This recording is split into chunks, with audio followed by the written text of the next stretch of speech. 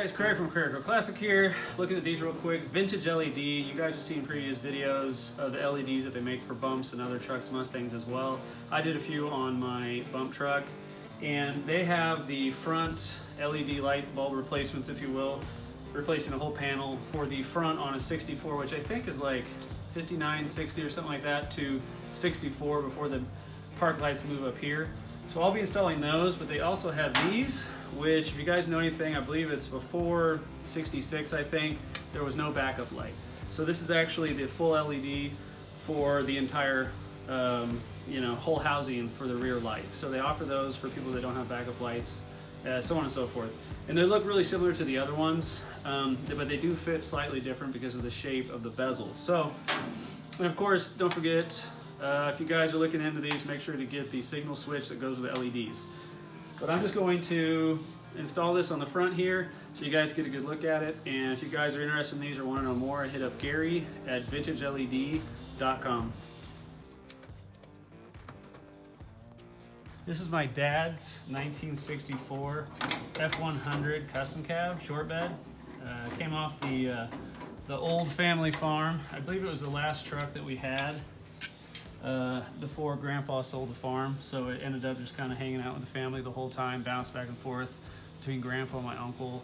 My dad got it in '97 or something like that and redid it, and basically started my love of classic cars. But I like that he went with these clear lenses. I love those. I did that on my truck. And then of course you have the amber bulb, and what's sort of cool is that in case people don't run clear lenses, the LEDs are amber as well. So I kind of thought that was cool. Hey Dad, can you give me a flathead? I've said this on other videos. If you guys want to know more about the LEDs, the company and so on, you guys can check out the other videos. If you're watching on YouTube, it'll be somewhere up here. But you guys can check it out on CraigerCoClassic YouTube channel as well as some other places. But I mentioned on there that on the back of this bulb style, whatever you want to call that connector, there is a little place right here where you actually just put your flathead screwdriver in, and then you install it just like a bulb.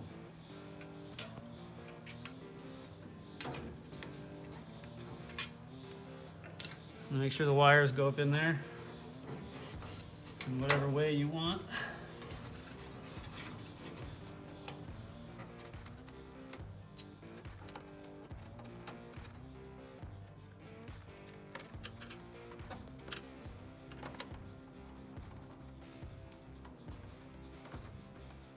And there you have it.